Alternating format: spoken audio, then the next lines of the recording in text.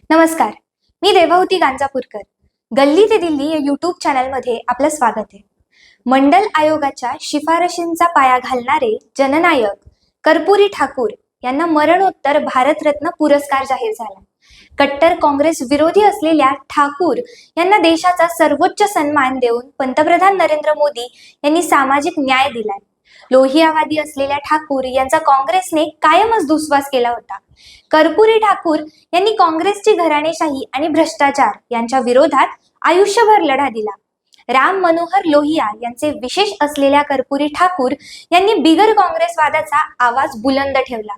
बिहार राज्याचे ते पहिले बिगर काँग्रेसी मुख्यमंत्री होते. कर्पूरी ठाकूर हे बिहारचे दोनदा मुख्यमंत्री आणि एकदा उपमुख्यमंत्री होते. ठाकूर यांनी त्यांच्या विद्यार्थी दशेतच ऑल इंडिया स्टुडंट्स फेडरेशनची हातमिळवणी केली. त्यांच्या राजकीय तत्वज्ञानाला लोहिया विचारसरणीने देखील आकार दिला. नोव्हेंबर 1978 मध्ये कर्पूरी ठाकूर यांनी 1990च्या दशकात मंडल आयोगाच्या नंतरच्या शिफारशींचा पाया घालून बिहारमध्ये मागासवर्गीयांसाठी 26% आरक्षण लागू केलं. ते शिक्षण मंत्री असताना ठाकूर यांनी मॅट्रिक स्तरावर इंग्रजी हा अनिवार्य विषयही रद्द केला.